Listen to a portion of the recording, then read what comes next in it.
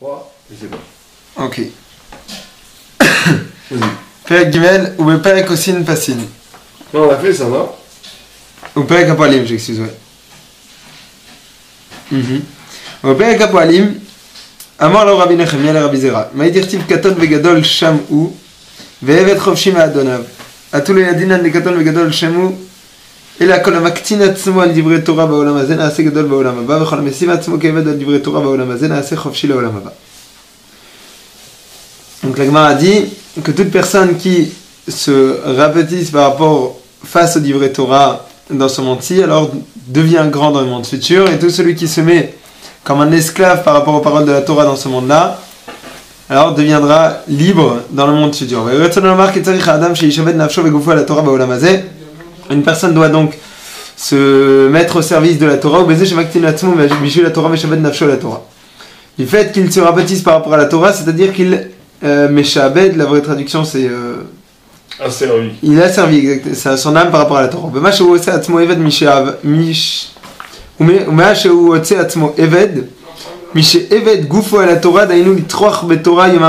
veut dire quoi? Se servir à la Torah, c'est-à-dire qu'il l'étudie jour et nuit. כאשר הוא עושה כך נעשה גדול וחופשי לעולם הבא, ושני דברים אלו צריכים לו. כי לפעמים צריך האדם ללך ללמוד לפני האדם דבר אחד והוא יותר גדול מן אותו אדם שהלך אליו ללמוד ועושה עצמו קטון.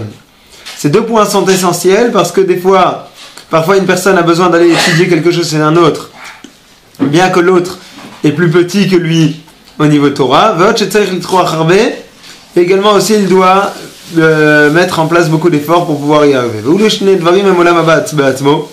Et ces deux points-là sont la définition même du Olam Haba, qui est Olam Haba Yihu, כמו שאמר למעלה צדיקים יושבים באבטרותיהם וראשיהם. ולכך אמר שהמקטין עצמו על דברי תורה נעשה גדול לעולם הבא. Parce que l'Olam Haba, c'est les tzadikim qui sont assis avec leur couronne sur la tête, et c'est pour ça qu'une personne qui va se rapetir, c'est dans ce monde-là, par rapport au divrei Torah, alors il devient grand pour l'Olam Haba. Et ça, c'est le point dont on a parlé qu'il a dans l'Olam Haba une couronne, comme le roi qui est grand.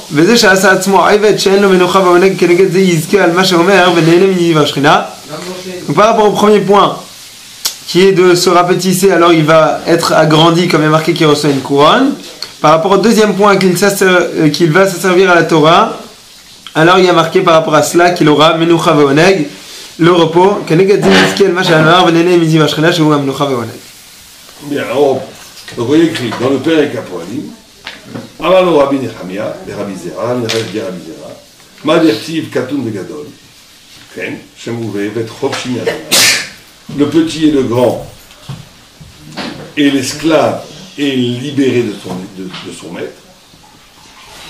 Atou lo yadinan de katon vegadol, shamu, et on ne savait pas que la grandeur et la petitesse existait. Et la kol hamakti, c'est pour nous enseigner quoi?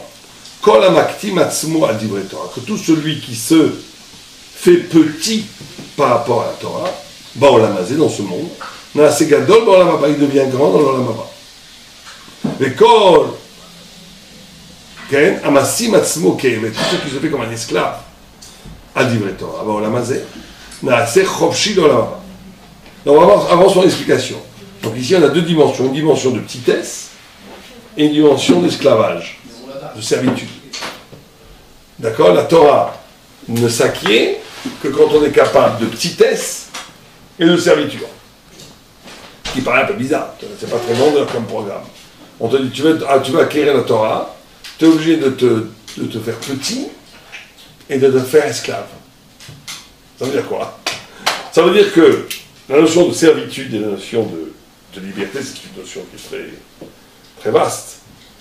Et c'est une notion qui a trait avec la notion de liberté. Ça veut dire, justement, la liberté, la définition même de la liberté, c'est d'être capable d'échapper au déterminisme. C'est ça la notion de liberté. Le déterminisme, il a plusieurs cercles. Il y a le déterminisme sociologique, ce que la société veut faire de toi. Il y a le déterminisme familial, il y a le déterminisme empirique, comment les gens autour de toi te manipulent. Il y a le déterminisme de ton corps, et il y a le déterminisme de ce que tu es. Tu es limité par rapport à ce que tu es, à une façon de penser, à une façon d'être, à une façon d'agir, qui te définit et qui te limite. C'est le déterminisme. La liberté, c'est la capacité d'être dans une posture existentielle, d'être dans une capacité de penser, d'être dans une capacité d'apprécier une dimension qui t'est étrangère. C'est ça la liberté. Et la liberté, elle est paradoxale, parce que d'un côté, elle est l'expression de toi-même, n'est libre que celui qui est lui-même, et de l'autre côté, la liberté, elle est d'échapper à la malédiction de la réduction de toi à toi. C'est ça le paradoxe de la vérité, de la liberté. Pourquoi liberté, c'est être que soi-même? Être libre quand tu es toi-même. C'est quoi la chose de l'esclavage? C'est quand tu vis une vie qui est à côté de toi-même. Ou bien quand tu penses des choses qui ne sont pas toi. Quand tu as envie de penser. Ou que tu agis, ou que ton corps agit selon un rythme que tu ne décides pas. C'est ça l'esclavage. Donc la liberté, la définition première de la liberté, c'est quoi? C'est d'être soi-même.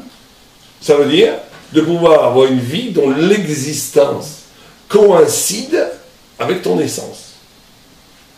Quand l'existence coïncide avec ton essence, tu es dans un mouvement libertaire, de liberté. Mais là, ça c'est la liberté, on va dire, d'égoïsme. Pas que les juifs aussi, mais la liberté universelle. La définition universelle de la liberté, c'est ce qu'on vient de dire, c'est quand ton existence coïncide avec ton essence, ce qui est déjà énorme. Parce que la plupart des gens ont une existence qui ne coïncide pas avec leur essence. La plupart des gens ont une existence, ça veut dire un mode de vie, un critère de vie, qui leur est imposé par la vie.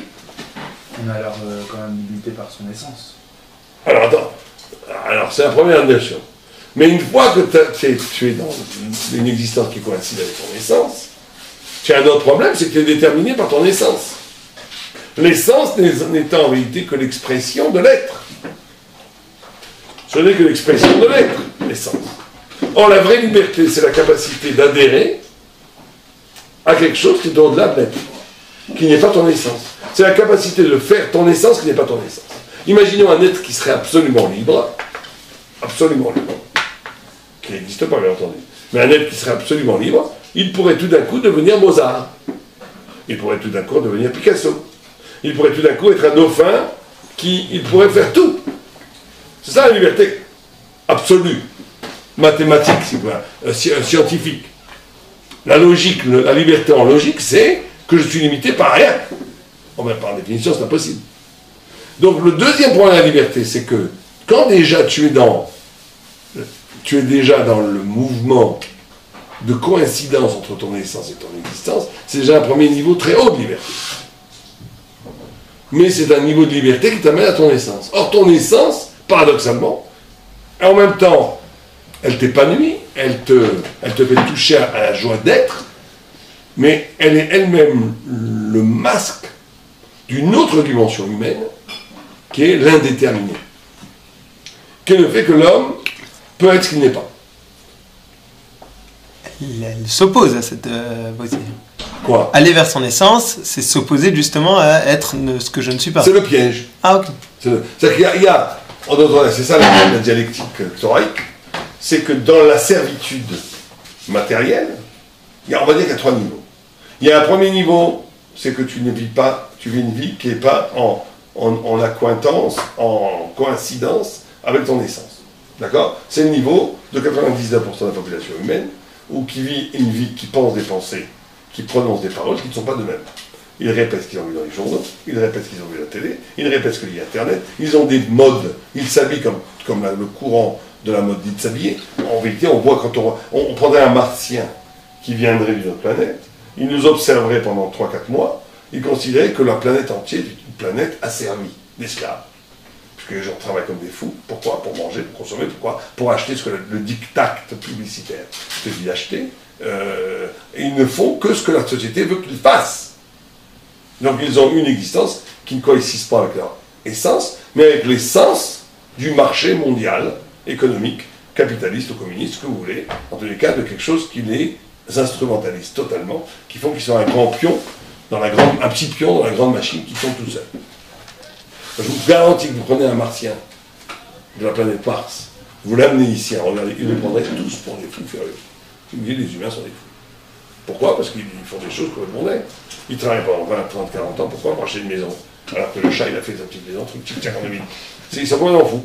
Et pourquoi acheter? Pourquoi est-ce qu'ils veulent? Et pour correspondre à des critères, qui sont des critères d'asservissement, qui sont universellement sociaux, qui poussent l'homme à faire des choses, alors qu'il est complètement en trahissant l'accointance entre son essence et l'existence. Ça, c'est le niveau le plus bas, mais c'est malheureusement le niveau le plus répandu. Deuxième niveau, que je dirais que c'est le niveau des artistes, ou de certains philosophes, ou de certains ancheroirs par définition, c'est qu'ils ont réussi à toucher le point de leur essence, le point de leur identité profonde, et ils ont réussi que ce point de cette essence profonde corrobore, coïncide avec leur rythme existentiel. C'est très facile à le faire quand on est un artiste, par exemple. C'est facile à faire quand on est un écrivain. C'est plus difficile à faire quand on est un ingénieur dans une boîte, pour définition. D'accord? Mais même les ingénieurs dans une boîte peuvent le faire. Ils peuvent accaparer, exprimer leur essence à partir d'une activité qui est objective. Ce n'est pas forcément contradictoire. Quelqu'un peut, dans la façon dont il manipule les forces, les modes de production du travail, les rapports sociaux et tout, il peut tout à fait avoir la force de le faire à partir de lui-même, tout en s'accommodant de la réalité. Ça, c'est déjà un niveau très haut, pas mal du tout, à vrai qu'on tout le monde y arrive. Mais en vérité, sans s'en rendre compte, cette personne est encore un animal social. Un animal, pas social, un animal psychologique. Il est encore dans la limite de son être. Il n'a pas touché à la merveille de la Neshama, que la Neshama étant à l'image de Dieu, Tselem Elohim, possède une liberté infinie qui lui permet de devenir ce qu'il n'est pas, ou plutôt d'intégrer des dimensions conceptuelles, spirituelles, existentielles, des jouissances existentielles, qui, en essence, n'étaient aucun rapport avec lui. Mais qui deviennent, lui, plus intimement que le respect de son essence, parce qu'en exprimant cette liberté du troisième niveau, il touche à un point de lui-même qui est au-delà de l'identité. Parce que la structure de la psyché humaine n'est pas monolithique. Elle n'est pas comme une chose, comme un animal, même comme un ange. Elle n'est pas définie. Elle est le fait qu'au fond de l'âme de chaque juif, il y a le Tselem Elohim et même le Chelek Elokamiyah, comme dit le Zohar, fait qu'il y a un miroir de l'infinie possibilité des choses. Comme Dieu a, par définition, au-delà même de ça, mais ce que nous on aperçoit, c'est qu'il y a une infinie possibilité, rien, il n'est limité par rien. Le Tselem Elohim donne à l'homme une possibilité d'infinie possibilité. Quand l'homme touche à ça, il touche à la Torah. Il touche à la Torah, c'est-à-dire qu'il touche au sens, à l'acquisition d'une dimension qui ne, à moi-même, ne regarde pas son essence, mais qui est au-delà de l'essence, mais qui est, tout le monde comprend quand on arrive à ce niveau, on retrouve une dimension de soi qui est encore plus essentielle. Je n'aurai pas d'autre mot pour le dire, mais ce n'est pas de l'essence. C'est quelque chose qui est plus intimement, profondément connecté à mon vrai. Mais quand je dis c'est moi là, je trahis déjà l'idée. C'est pas ton vrai moi, c'est pas ton moi. À ce moment-là, le moi a disparu, l'ego a disparu. On est dans une dimension du miroir de Dieu qui est au fond de l'âme du juif, qui est le Tselem Elohim. Le moi, il n'est pas complètement disparu, parce que l'approche que je vais avoir de cet infini-là va passer à travers ma personne. Complètement. Tu as raison. Il n'y a pas complètement disparu. J'ai conservé la première dimension de la liberté. C'est un centre de référence absolue de moi-même. C'est ça que je voulais dire. Et c'est plus ma référence. C'est devenu un moyen de... La référence, c'est plus... Ça passe à travers. Le Tselem, c'est même plus une référence. L'expérience, c'est quelque chose qui échappe à l'être. Échappe aux catégories de l'être. Mais effectivement, ça passe à travers toi. Et surtout, ça modifie complètement ton toi. Mais ce n'est plus... C'est une façon d'exister où tu n'es plus à la crispation de la défense de mes intérêts ou même de mes intérêts intellectuels. Tu n'es même plus là pour défendre ton sphara. Tu es là pour exprimer l'idée de Dieu. C'est des niveaux extraordinaires. Bon. Donc c'est ça que dit le Maharal. Il dit au début le Maharal nous dit cette idée-là, fondamentale, qui est que pour arriver à ce troisième niveau, on est obligé de rapetisser son deuxième niveau, de mépriser son deuxième niveau, et même de l'aliéner. C'est la notion de servitude. C'est de l'aliéner à un horizon, d'être tributaire d'un enseignement qui te dépasse. Mais en réalité, le tzaddik, chaque personne humaine qu'il rencontre est un maître. Parce que chaque personne humaine est l'écho d'une dimension de l'être qui n'est pas moi.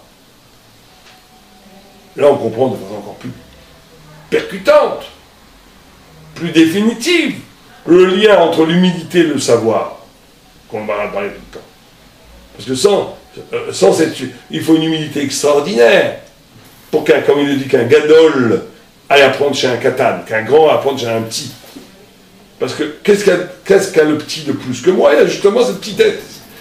En lui, il y a quelque chose que je n'ai pas et qui, en dernière instance, concerne mon ultime liberté. Pourquoi je ne peux pas y arriver à travers moi-même tout seul? Parce que c'est... Quand je dépasse mon moi-même. Toi-même tout seul, c'est... Non, mais quand je dépasse mon moi-même. Tu ne peux pas dépasser moi-même sans l'altérité. C'est ça l'idée qu'il dit. C'est que tu ne peux pas arriver au-delà de l'essence s'il n'y a pas le choc de l'altérité. Le choc de l'altérité, je peux pas trouver trouver tout seul dans l'agma. Les grands méditatifs, là, ils tournent en rond.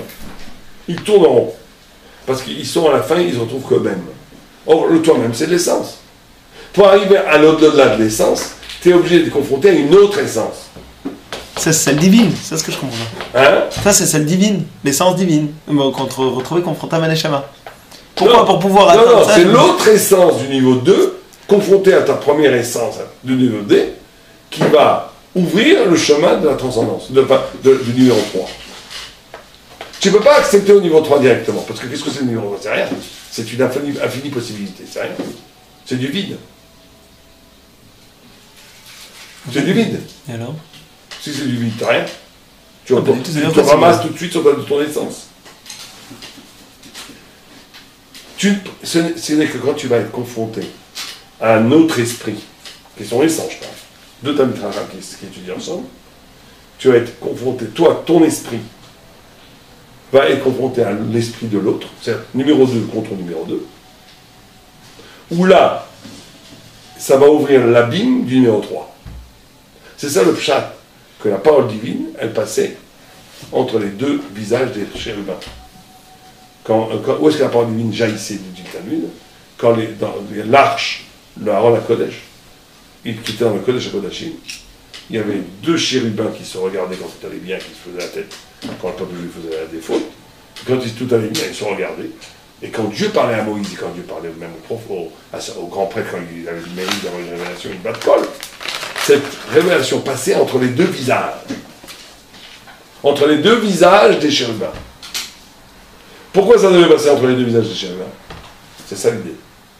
C'est que la confrontation d'un visage à un autre visage, le violent combat à mort, je dirais même, de deux consciences qui s'affrontent, où elles vont tomber ou dans la guerre, c'est le retour numéro 1, ou bien elles vont ouvrir la dimension du numéro 3. Mais la dimension du numéro 3 ne peut arriver qu'avec la confrontation de l'altérité. Elle n'est pas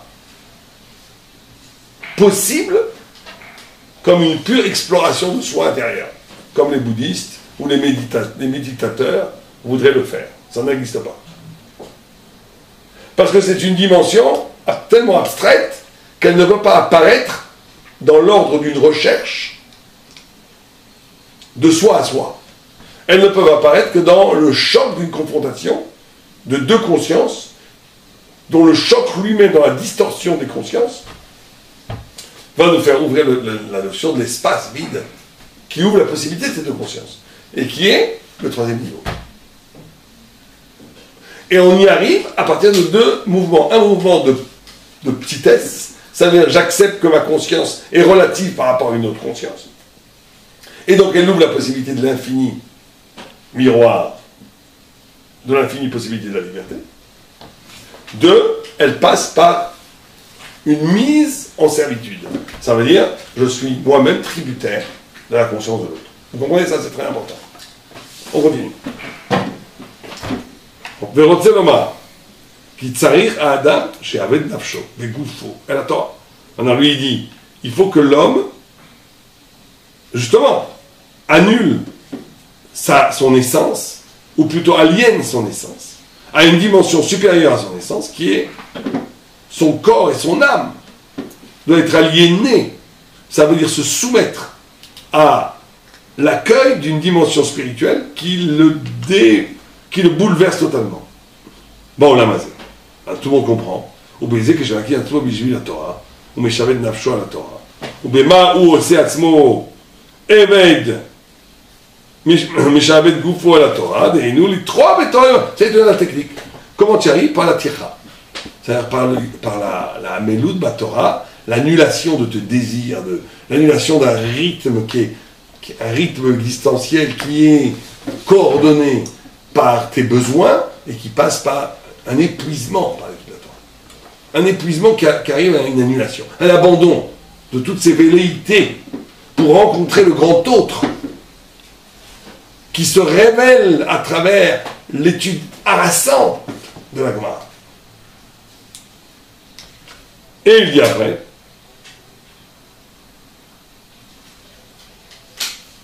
mais Kacher ou Sekar n'a assez gadol vechopshi le olam haba. Pourquoi? Parce que le olam haba, c'est quoi? C'est la neshama, c'est le miroir. Donc ce n'est qu'en étant capable d'avoir presque anéanti son rapport, bien entendu, au social, premier niveau, est complètement rendu secondaire à son essence, que l'on s'ouvre à la dimension d'infini qui est en soi, qui est la chefsa elle-même de sa vie dans le Olam Haba. Donc la grandeur du Olam Haba et la liberté dans le Olam Haba dépendra de cette faculté d'avoir laissé apparaître en nous le désintérêt pour le monde et le désintérêt pour son essence. Comprenez ou pas? Mais on a besoin non seulement de la petitesse, mais de l'aliénation. Pourquoi? כי לפעמים צריך האדם ללמוד לפני אדם דבר שהוא יותר גדול, או דבר אחד והוא יותר גדול מן אותו אדם שהולך אליו ללמוד. ועושה עצמו que la première dimension, la dimension de la confrontation des consciences. Tu es obligé ça. Confrontation des consciences, elle est essentielle. Un homme qui voudrait par lui-même arriver au troisième niveau serait une illusion pure. Il serait toujours dans le deuxième niveau là-bas. La consultation, elle sert à quoi? Elle sert à relativiser l'absolu de ta conscience. C'est le choc avec la conscience d'un autre, quand tu vraiment t'écoutes la conscience de l'autre, qui rend que ta conscience... Or, l'homme est absolu. Donc il dit cette relativité, elle ne va pas. Donc ça va lui donner la possibilité d'ouvrir une perspective qui dépasse le conflit de la conscience. Ça va lui donner à goûter, à entendre le troisième niveau. Ça ne vous est jamais arrivé, ça, vous? Quand vous avez une vraie marloquette avec quelqu'un dans le sphara, à un moment donné, vous vous ouvrez et vous acceptez que les deux sont valables en réalité, et que on va ailleurs. On n'est plus là-dedans, on n'est plus dans la confrontation des consciences. On est dans une dimension multiple de la vérité, qui est la troisième dimension, la dimension de la révélation divine, qui est le miroir. C'est vrai que ça, comment on y arrive? Parce que finalement, quand j'ai confrontation entre deux personnes, vous avez dit il y a deux possibilités, la guerre, c'est à mon avis quand je suis en train d'affirmer mon ego. Alors là, on retombe au premier niveau. Là, je retombe au premier niveau, et ça c'est très bas. Maintenant, si à un moment j'arrive à affiner, donc je m'efface, et c'est ce qui va me permettre d'arriver au troisième niveau. Je ne veux pas dire efface, soyons très précis. J'efface. En te rendant compte que ta conscience, qui apparaît toujours comme l'absolu, la conscience de deuxième niveau, parce que chaque niveau se présente à l'absolu, c'est un autre problème, parce qu'il serait perdant d'avance sinon. Le niveau social se présente comme un absolu. Il se dit que rien d'autre existe, mais il arrête de baratiner, ça existe. Après, le niveau de ta conscience, le génie ou l'artiste, il considère que ça veut dire que ça devrait, que tout le reste c'est nul. Tous les artistes disent que pour les autres c'est nul, et toujours comme ça. Parce que chaque conscience, elle se présente comme un absolu. Donc, maintenant, quand cet absolu confond à un autre absolu, si véritablement tu écoutes l'autre absolu, tu te rends compte qu'il ne peut pas avoir deux absolus. Donc ça devient deux relatifs. Donc là, c'est conscience même que c'est relatif ce que tu penses, par rapport à l'absolu de l'autre, t'ouvres à une dimension de l'absolu supérieure à ta conscience. qui est celle qui génère les deux consciences. Ça veut dire la dimension de l'infinie possibilité, qui est le miroir intime, qui est le Tselem Elohim. C'est à partir du moment où j'accepte que l'autre aussi est dans l'absolu. Voilà. Et dans le vrai. Ça va te donner. Ça va me permettre de me rendre compte que tout est relatif. Ça peut pas arriver sans ça. On parle d'un bar Ploukta qui dit quelque chose, pas qui dit n'importe une des âneries. Des fois, des âneries, tu dis laisse tomber. Pour moi, tu n'es pas une confrontation tu n'es pas une opposition en absolu, tu dis des bêtises. Bien sûr, le danger, c'est de voir dans chaque personne qu'il y a des bêtises. C'est le grand problème des très grands Talmud. Les immenses Elohim, ils ont un gros problème. C'est qu'ils n'ont pas de bar Ploukta. Donc, à un moment donné, ils confondent le numéro 2 et le numéro 3. Moi, je connaissais un très grand arabe, il disait aux autres, avoue que tu sais rien. Ah non, il parlait à un autre arabe. Ça avait l'air de l'ego presque. Il disait, avoue que tu sais rien, non, comment ça, devant Dieu, tu sais que tu es nul par rapport à moi, dis-le. Il disait comme ça. Ça veut dire qu'il disait, il ne voulait pas, il était à un niveau tellement haut qu'il ne pouvait pas, c'était pas n'importe qui pouvait rivaliser avec lui. Mais c'est un problème, parce qu'à un moment donné, c'est pour ça que le Gaon de Vilna, qui était un immense sadique, un immense numéro 1, numéro 3 absolu, il a été voir un rab en lui disant, tu me fais ce que tu veux, je veux que tu sois mon rab. Il a fait ça, il s'est servi. Alors il a dit 10 fois plus fort que moi. Tu connais le chasse par cœur, tout, tu connais tout par cœur. Tu es un génie en profondeur, en largeur, en tout, qu'est-ce que tu fasses, comment tu veux que je sois ton rab? Ça ne veut rien dire. Il lui dit, non, ce que tu me diras, je ferai faire des crédits, d'aller le voir une fois par semaine. Et il lui disait, le rab lui donnait sur la tête, il avait besoin de cette aliénation pour ne pas... Pourquoi il a besoin de ça? Il n'aurait pas pu être devant Dieu, faire le vidéo et tout. Non, parce qu'il a besoin de ne pas confondre le numéro 2 et le numéro 3. Ça, c'est l'épreuve du sadique. Chavrota ou Mita. Comment? Chavrota ou Mita. Ouais, Chavrota ou Mita. Ça veut dire qu'à un moment donné où tu peux confondre ton numéro 2 avec ton numéro 3. Et ça, c'est très grave.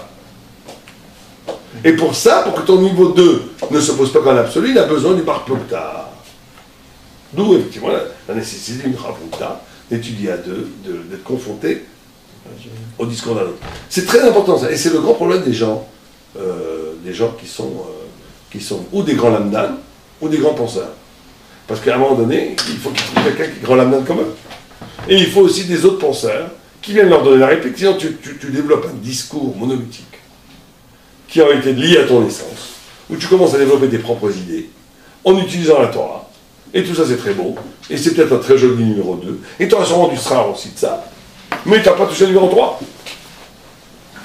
Parce que pour toucher le numéro 3, tu as besoin d'avoir un bar Plukta.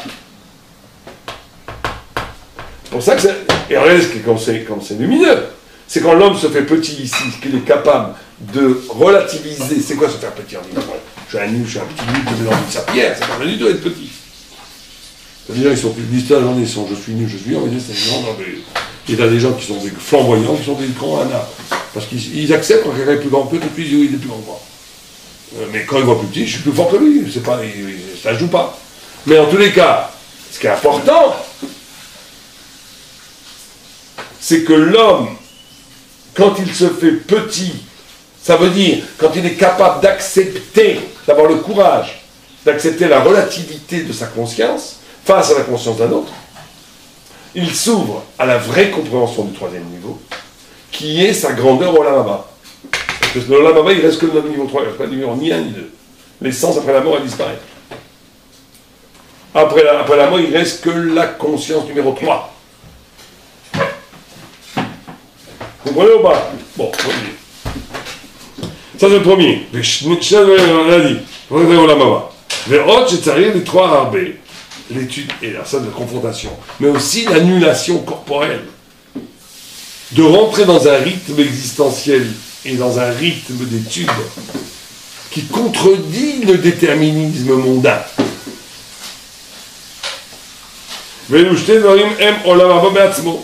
Ces deux dimensions d'asservissement, de petitesse et d'asservissement, sont la face, l'accès au Olam Haba lui-même. Qui a Olam Haba, ou Kmo Shama Lemala Tzadikim Yoshvim, Ve'atorate Be'osher.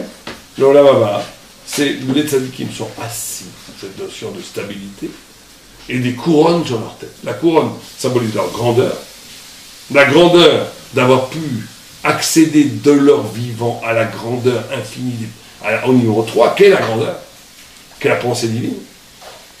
Et qu'ils l'ont accaparé par le fait qu'ils aient dépassé l'identification à leur essence.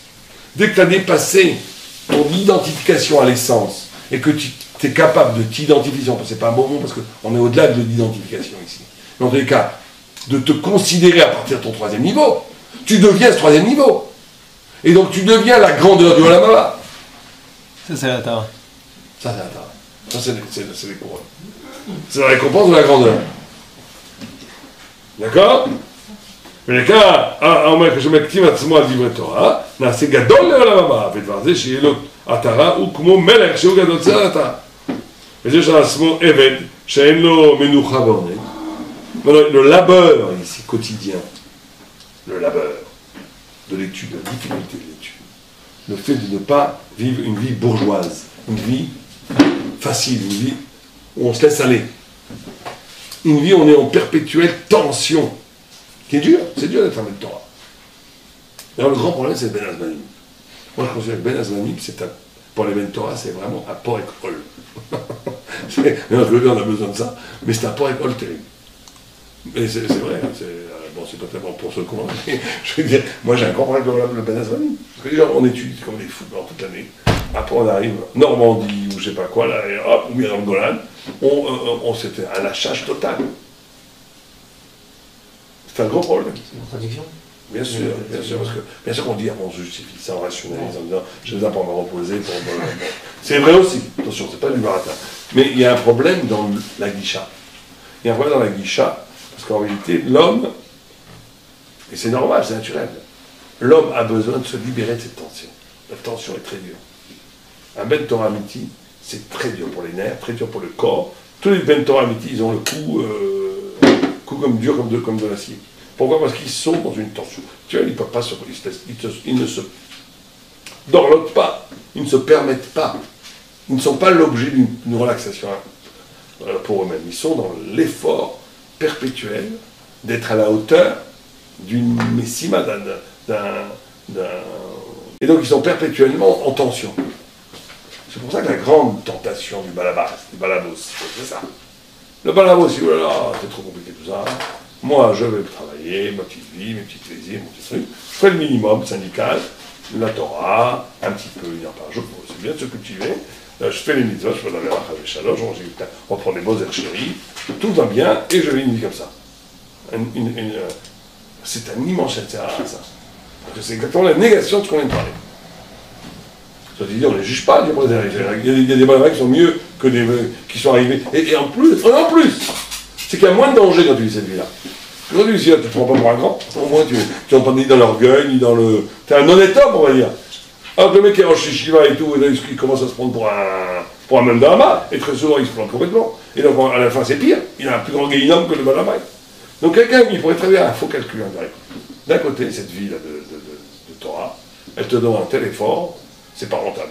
2, tu as 2 chances sur 3 de te planter, même si dans un effort très total, c'est un Torah, c'est du feu. Dès que je vais tomber dans l'orgueil et tout ça, c'est une catastrophe. 3, j'aurai pas d'argent, on va galérer, ça va faire des mauvaises midotes. 4, ma femme va me faire la tête parce que je n'amène pas assez d'argent. Je dis à la fin, allons travailler.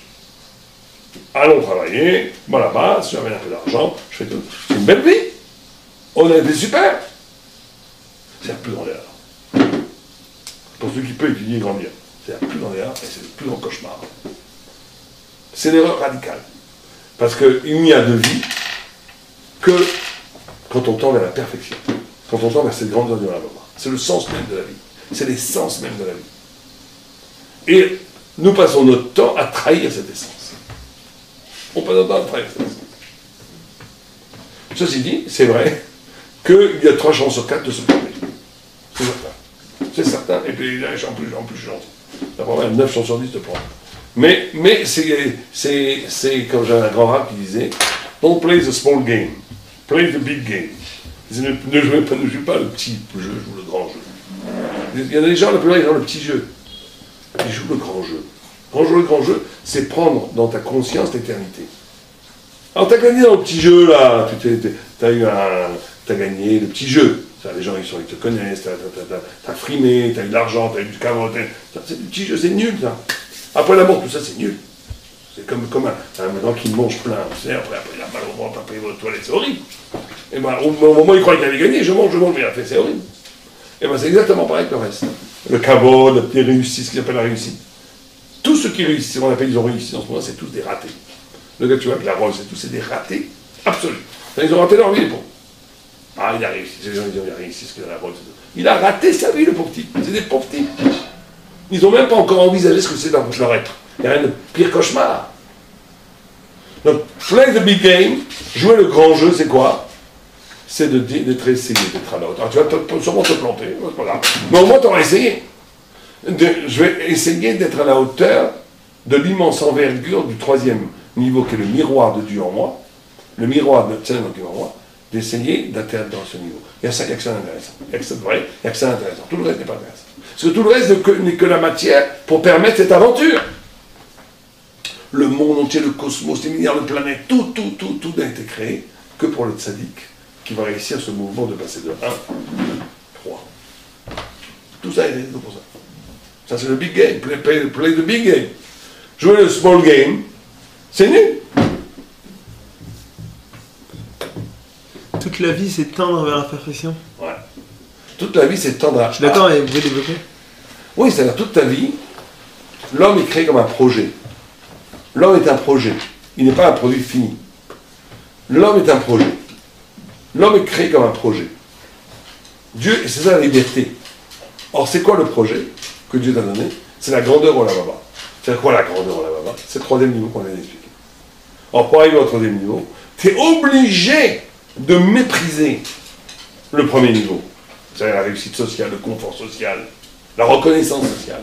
Tu es obligé d'aliéner ton essence. C'est-à-dire que ton essence, c'est encore un ultime masque, une ultime illusion. Parce que, bien sûr que c'est moi. Bien sûr que c'est ma génialité. Bien sûr que c'est la palpitation de mon être. Mais c'est quelque chose qui n'est que toi, et toi, ça n'a aucun intérêt, toi. Alors, toi, il y a plusieurs toi. Comme disait comment il disait, comment il disait la Gemara, il disait ça, même ça, la Gemara. Écharbé Machouk, Arbé, Ben Yosef. Kama Yosef Kabeshouka. Il y a plein de Yosef dans Chouka, il y en a plein des comme toi. Alors ça va, quel intérêt d'en rajouter encore un? Encore un docteur, encore un architecte, encore un boucher, on sait rien, très bien. Il en faut. Hein. Mais c'est pas ça qui donne un sens à la vie.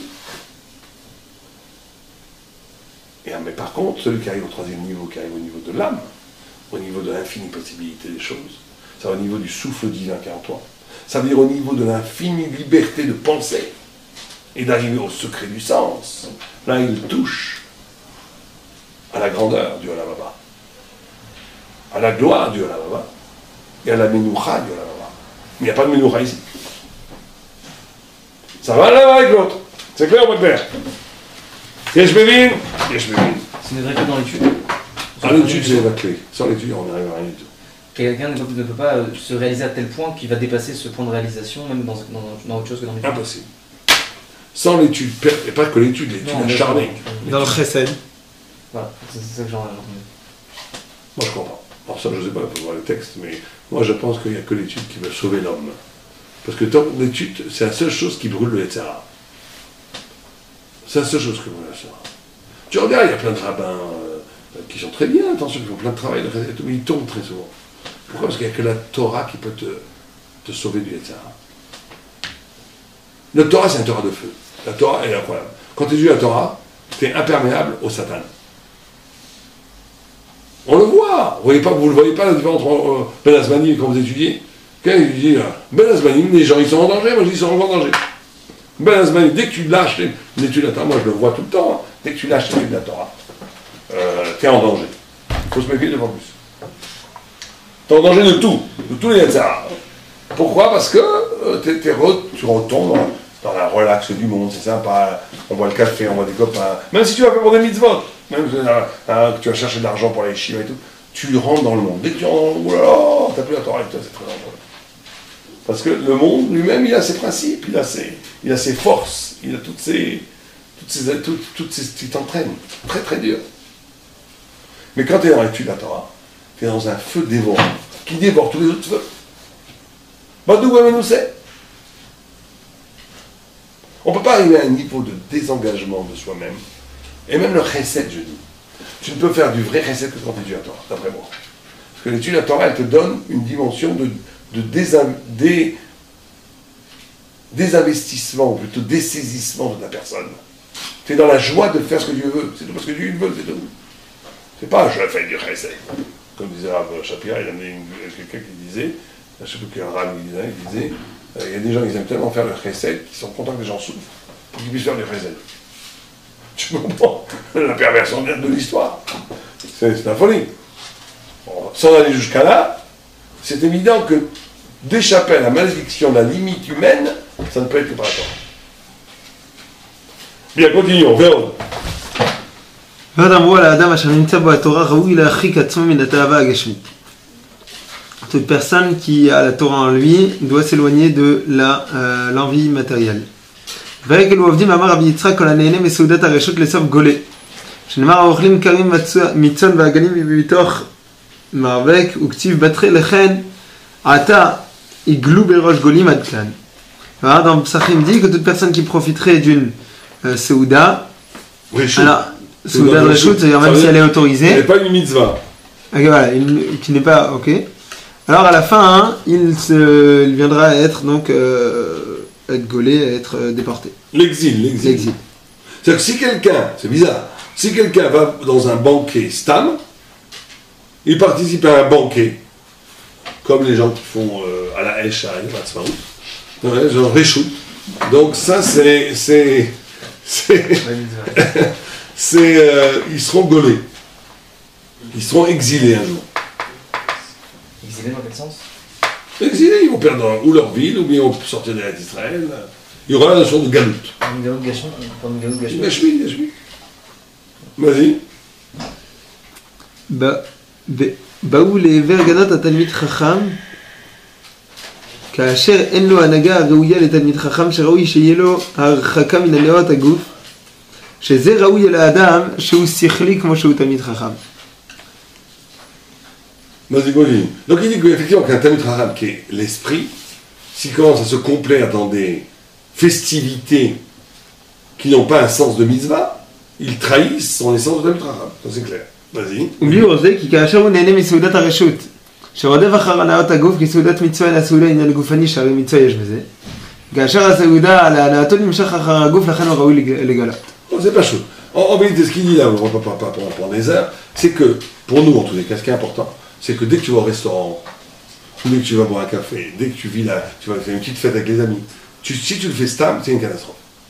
Tu rentres dans l'exil de toi-même. Parce que tu trahis, tu es dans l'exil, c'est bien sûr symbolique l'exil, et pas que tu vas être gaulé. C'est-à-dire tu es à côté de toi, tu es à côté de ce que tu as investi. Donc tu es en train de trahir ton propre investissement d'études à toi. Donc pour nous, ce qui est important, c'est toujours donner du sens. C'est-à-dire que tu vas au restaurant, tu invites ta fille, ton père, ta mère, tu essaies de faire une mitzvah. Tu essaies il faut maintenant faut le faire, il faut qu'on c'est les vacances, on va aller au restaurant, ce que tu veux. Il faut que ça ait un sens. Tu ne peux pas stam aller au restaurant. Un juif, il ne va pas stam au restaurant. S'il va au restaurant avec sa femme et ses enfants, c'est pour arriver à faire un rapprochement familial. C'est pour éduquer ses enfants. C'est pour dire des Dvar Torah. Il faut un sens aux choses. Dès qu'on perd, on est dans le rythme de la bonne vie qui va comme elle va, on est en exil. On se met soi-même en exil. C'est quoi l'exil? C'est la dichotomie, la distorsion entre la vérité et la réalité. C'est l'exil. Donc je vis une réalité qui est complètement à côté de ma vérité. Donc on est obligé tout le temps de connecter la réalité à la vérité. C'est ça qui empêche l'exil. Or, il faut le faire, il ne faut pas trop en abuser. Il y a des fois tu peux en abuser, tu peux donner du sens à tout. Ouais, on va aller faire du ski, pourquoi? Parce que ça a un sens. Oh, on va aller voir un film, pourquoi? Parce que ça a un grand sens, ça va apprendre le monde. Pour connaître la Torah. Oh, on va aller faire une partie de billard, pourquoi? Ça a un sens. Bon, il faut faire attention de ne pas trop se mentir non plus. Mais c'est important de donner un sens aux choses. Un certain niveau de vérité de sens. Tu n'as pas besoin d'être les grands sadiques qu'on peut trahir à chaque instant. Il y a ceux qu'il faudrait, mais tu ne peux pas l'être. Donc au moins tu donnes un sens savir. De donner un sens savir aux choses. Vas-y. כי האדם דבק בעליונים ובשביל שיש לו דבקות לשם, אינו זז ואינו גולה ממקומו. Une personne qui donc se rapproche avec ce qui est en haut, et donc qui a un rapprochement, un contact avec Akadosh Baruch Hu, alors c'est une personne qui ne bouge pas et qui n'est pas exilée. Et cette relation, cette connexion peut se faire qu'à travers l'intellect. או יבשר ממנו החיבור אז יבשר ממנו החיבור והדבקות אשר לאדם העליונים כאשר הוא שכלי. Une personne qui serait donc attirée par les cocktails. Voilà. Ou les fiqh, alors c'est une personne qui va obligatoirement se détacher de ce rapprochement intellectuel. Ou le fiqh אמר כי האדם כזה אין לו דבקות למעלה ולקח, אמר כי לבסוף גולה ודבר זה עוד רמזו חכמים במדרש, לא גלו 10 השבטים רק בשביל היין. שנאמר ויתגל בתוך העולם. Et les Chachamim nous disent même cela dans un midrash dans lequel on voit que les shvatim n'ont été les 10 tribus n'ont été exilés qu'à cause du fait qu'à cause du vin, comme il y a marqué dans le pasuk. והוא דבר זה בעצמו כמו שפירש רש"י זיכרונו לברכה בפירוש החומש שם בהר נוזה והתבאר וסמוך גם כן אצל מי שאין בו דעה לבסוף גולה עליהן שם. Il en est de même aussi pour une personne qui n'a pas de déa, de pensée, à la fin aussi il est exilé. C'est-à-dire qu'il dit, il fait un truc extraordinaire. Il dit que l'esprit, alors il faut encore une fois, ça c'est le problème que nous on a avec le Maharal. C'est que le Maharal est très intellectuel, très métaphysique. C'est un immense métaphysicien. Et le problème c'est que nous on est plutôt dans une pensée ramchalienne, qu'au lieu de refuser le réel, on sanctifie le réel. Bon, mais là lui il dans son savoir. C'est-à-dire que lui il dit deux choses qui sont fondamentales. Il dit un, l'éparpillement, la grande menace de la vie intellectuelle, c'est quoi? La notion d'éparpillement, s'éparpiller. Le divertissement. Vous savez, le divertissement, c'est quoi? C'est une façon d'exister où je passe le temps maintenant, le temps que je passe. Moi, je vois un film, je vois un match de foot. Je vois un film, je vois un match de boxe. Je vois un film où... Qu'est-ce que je fais en réalité? Si je m'interroge, qu'est-ce que je fais? Qu'est-ce que je fais à cet instant? Parlons sérieusement. Quand quelqu'un Je m'enfuis. Il voit un film, qu'est-ce qu'il fait? Je m'enfuis de mon moi. Exactement. Qu'est-ce qu'il veut? Il veut s'oublier. Il veut s'oublier. C'est quoi qu'il veut s'oublier? Il veut être dans la jouissance pure d'un divertissement qui annule sa grandeur. Qui annule sa fixité. C'est la deuxième chose qu'il dit. Il dit l'esprit, il transcende l'espace et le temps. L'esprit, où que tu sois, est plus fort que l'environnement. La vie de l'esprit est une pluie qui brille à partir de l'esprit et qui illumine le monde. C'est pas le monde qui illumine l'esprit, c'est le contraire. Donc la notion de fixité, c'est la notion que l'esprit, l'idée, le rapport à la compréhension réelle du monde et des choses, avant tout de la révélation de Dieu et par-delà du monde des choses et des gens, il a une dimension fixe, parce qu'il a une dimension qui transcende l'espace et le temps. Il n'obéit pas au rythme des événements qui sont autour de moi. Divertissement. C'est le contraire de l'éparpillement. C'est la centralité d'une idée. Au point où le Maharal dans le texte dit que si quelqu'un, que l'épée qui tourne autour du Gan Eden, qui empêche d'entendre le Gan Eden, c'est ça. Et si quelqu'un avait une pensée qu'il penserait jusqu'au bout, il pourrait fracasser le mur qui t'empêche d'entendre le Gan Eden. Au niveau métaphysique. Quelqu'un pourrait rentrer vivant dans le Gan Eden. Mais impossible aujourd'hui, parce qu'on est tous éparpillés à un certain niveau. Personne ne pense une idée jusqu'au bout. C'est ça la malédiction de l'exil. D'ailleurs, l'exil de Adam Arishon du Gan Eden, c'est ça. C'est qu'il n'est plus capable, Adam Arishon, d'être dans une fixité, dans un rapport avec le vrai absolu qui rend tout le monde autour de lui indifférent par rapport à la forme de l'idée. Et donc, c'est pour ça l'idée qu'il y a le lien entre l'exil et l'éparpillement, et entre la fixité et l'esprit. L'esprit, si c'est un vrai esprit, c'est une vraie idée, c'est une vraie démarche de vérité, il est capable de dire la vérité de chaque chose où qu'elle est. Il n'y a pas besoin d'aller là-bas pour la voir. comme disait, je ne vais pas nommer des auteurs Goy, mais Chochma Mitami, Tolstoï disait de Don Giovanni, il ne connaît pas les femmes. Il ne connaît pas les femmes. Pourquoi? Parce qu'il refait toujours la même chose avec toutes les femmes. Et un homme qui est resté fidèle à sa femme toute sa vie, il connaît toutes les femmes. C'est l'idée, il a découvert l'idée de la fixité. Ça, l'idée de la fixité.